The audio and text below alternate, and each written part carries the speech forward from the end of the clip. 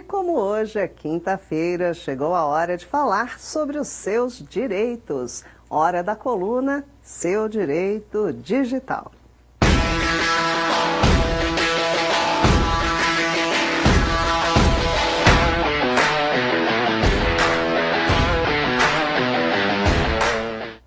E o Leandro Alvarenga já está aqui ao vivo, juntinho com a gente aqui no estúdio. Boa noite, Leandro, bem-vindo. Boa noite, Marisa. Boa noite a todos de casa. Espero que estejam todos bem. Leandro Alvarenga, vamos falar de 3 assuntos distintos aqui hoje. Primeiro, vamos começar pela dúvida do leitor Estevam.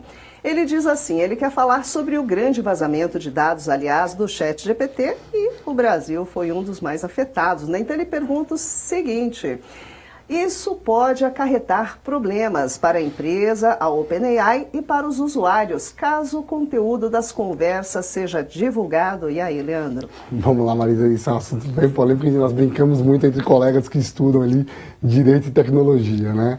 Primeiro ponto é, sem sombra de dúvidas, a OpenAI tem responsabilidade sobre o vazamento, sobre os incidentes. Estamos esperando para saber se ela vai notificar a autoridade ou não, né, a ANPD. Ela tem que fazer essa notificação em decorrência da volumetria de dados. O Brasil parece que foi o 3º país mais afetado no mundo sobre esses dados.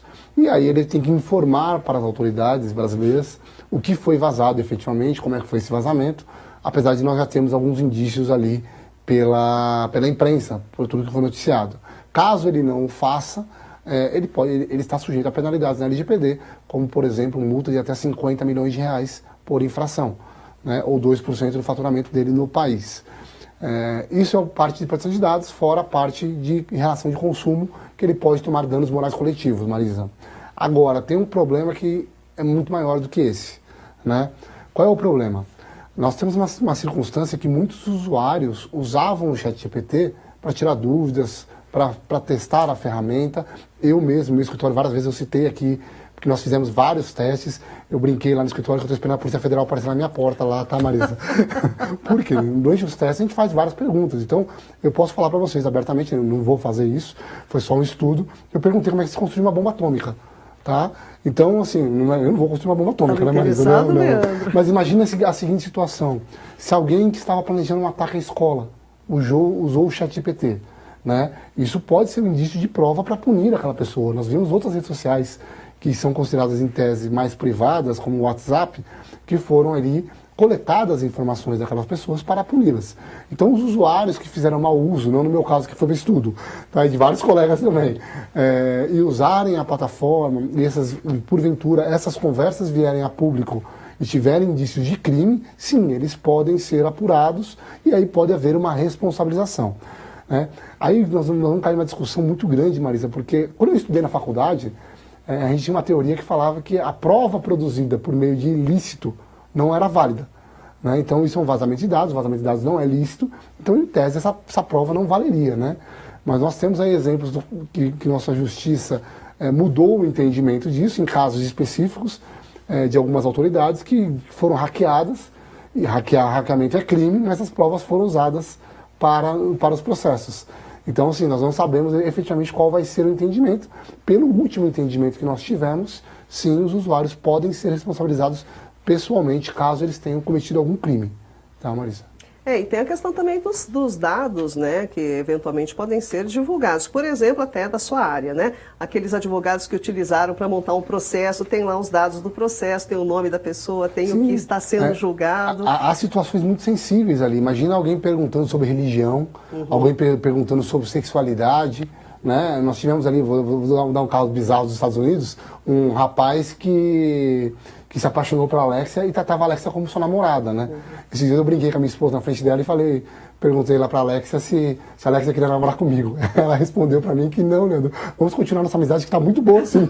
Eu imagino que isso aconteceu depois que deu problema nos Estados Unidos, de um rapaz ali se entendeu, o namorado da Alexia, né? Então você imagina que, assim, há muita gente que acaba se apegando a essas novas tecnologias e abrindo sua vida como se fosse um psicólogo mesmo, se expondo mesmo ali, exatamente por não ter alguém de confiança.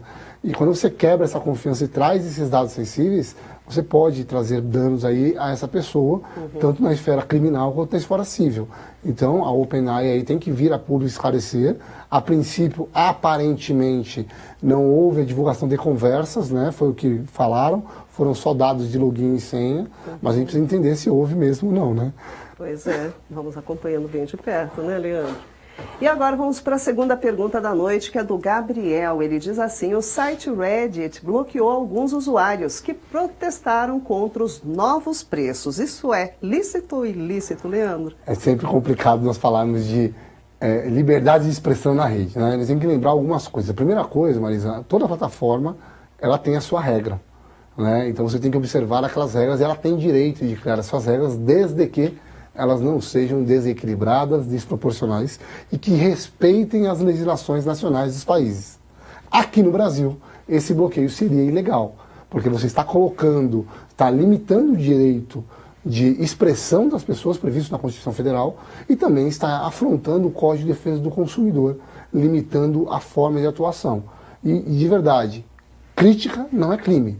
Crítica pode ser feita por qualquer pessoa, sobre qualquer circunstância, faz parte da liberdade de expressão, né? Então, eu entendo que aqui no Brasil isso seria ilícito e a plataforma teria aí que ser acionada pelos órgãos de defesa do consumidor e até por algum usuário que eventualmente se entendeu prejudicado.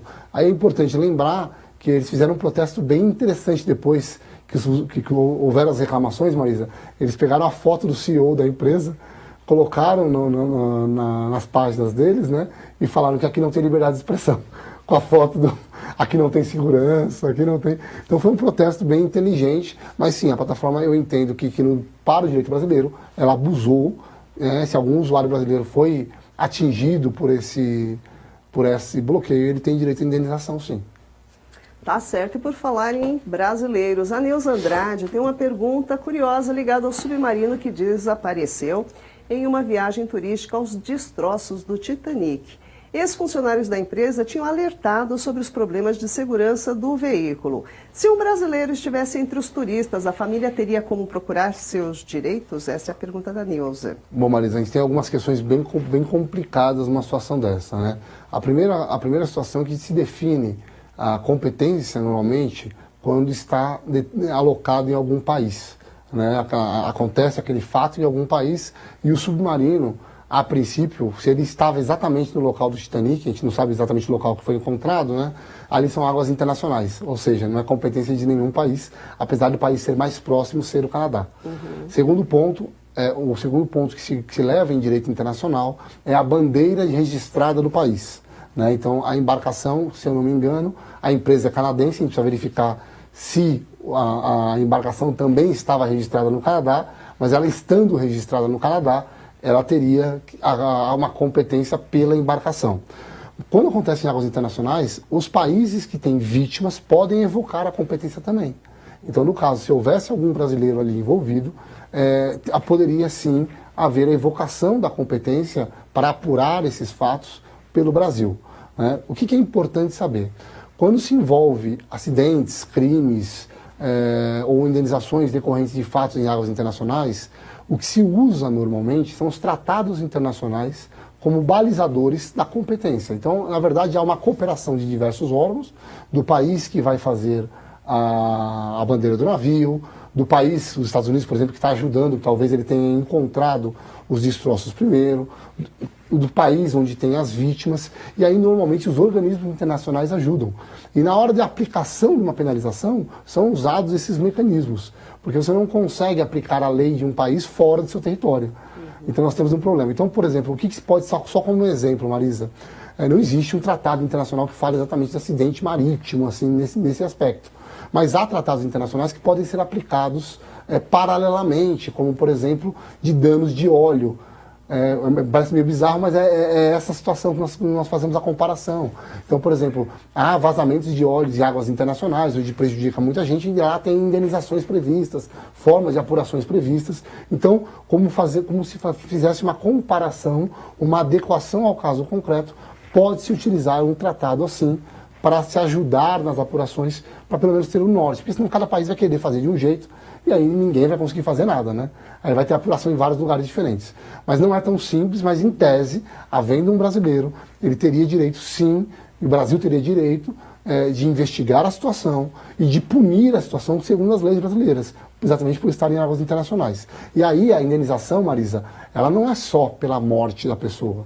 Também há indenizações decorrentes da perda de faturamento das pessoas, né? Então nós estamos ali com empresários multimilionários, que provavelmente continuariam aumentando sua fortuna, né? Então, o que se normalmente faz em caso de falecimento, quando tem dependentes e pessoas que dependem daquela pessoa, né? Se faz um cálculo de estimativa de vida para verificar quanto que essa pessoa ganha por mês e até a estimativa de vida, aquela média que ela ganhava, quanto que ela iria ganhar.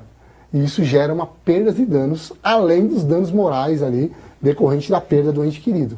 Então, uma viagem dessa, onde nós tínhamos um dos maiores milionários da Índia, com o filho dele, né, onde havia um outro milionário americano, certamente as indenizações vão ser milionárias, se não bilionárias, e a empresa vai ter que arcar, né? Apesar de ser o fundador ali, o responsável, também está na embarcação e também ter sido vítima ali do acidente. Então, é uma situação mais complexa, o direito internacional ali não é simples num caso desse, mas é possível sim se punir pelas leis brasileiras, Marisa. Tá aí, respondida, Leandro Alvarenga, muitíssimo obrigada por mais uma grande participação e nos encontramos na próxima quinta. Muitíssimo obrigado, Marisa. Próxima quinta eu estarei distante, mas estaremos aqui para responder as suas perguntas, se Deus quiser, tá bom? Uma boa noite para você, Marisa. Boa noite a todos de casa e fiquem com Deus. Boa noite, mas você não revelou, eu não estava nem sabendo, olha, fui pega de surpresa. Semana que vem você não estará aqui. Estarei em Portugal, fazendo um congresso lá na Universidade Nova de Lisboa. Ah, então bom tá congresso. Mas a equipe estava sabendo, né? Então, bom congresso para você. Nos vemos, nos falamos. Na quinta-feira que vem. Obrigada, querido. Fique com Deus, Marisa. Boa viagem. Fique com Deus e até a próxima, pessoal. É isso aí, pessoal. Como vocês já sabem, Leandro Alvarenga sempre com a gente, toda quinta-feira, para esclarecer dúvidas e nos ajudar a entender os direitos e deveres no mundo digital. Muito interessante as informações. Não esqueçam, esse espaço é feito para vocês. Enviem as dúvidas pela hashtag Seu Direito Digital pelas redes sociais do Olhar Digital.